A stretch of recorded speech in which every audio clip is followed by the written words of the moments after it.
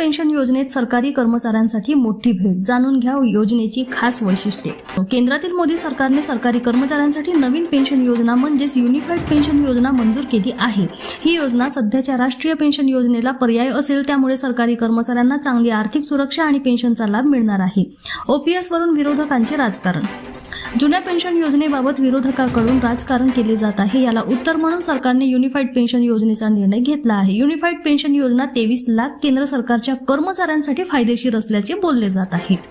NPS पेक्षा ही unified pension योजना अधिक फायदेशीर ठरेल असा सरकारचा अंदाज आहे आणि कर्मचाऱ्यांना अधिक सुरक्षा देणार आहे.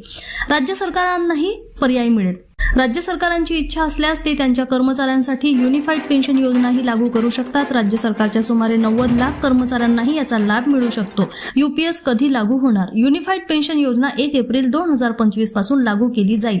या युनिफाईड पेन्शन योजनेशी संबंधित नियम आणि फायदे कर्मचाऱ्यांना नवी दिशा देईल आणि त्यांचे भविष्य सुरक्षित करेल. या युनिफाईड पेन्शन योजनेच्या अंमलबजावणीमुळे सरकारी कर्मचाऱ्यांना आर्थिक सुरक्षेसोबतच पेन्शनमध्ये स्थिरताही मिळेल, जे एनपीएसमध्ये नव्हते. युनिफाईड पेन्शन योजना यूपीएस पेन्शनची ठळक वैशिष्ट्ये. खात्रीशीर पेन्शन.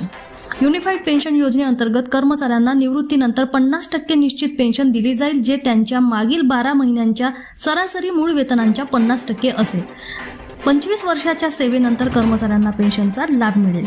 कौटुंबिक पेन्शन. जर एखाद्या कर्मचाऱ्याचा मृत्यू झाला तर त्यामुळे त्याच्या कुटुंबाला युनिफाईड पेन्शन योजनेअंतर्गत 60% पेन्शन कुटुंब निवृत्ती वेतन म्हणून मिळेल. किमान पेन्शन. युनिफाईड पेन्शन योजनेअंतर्गत 25 वर्षापेक्षा कमी सेवा असलेल्या कर्मचाऱ्यांना दरमहा किमान 10,000 पेन्शनची तरतूद करण्यात आली आहे.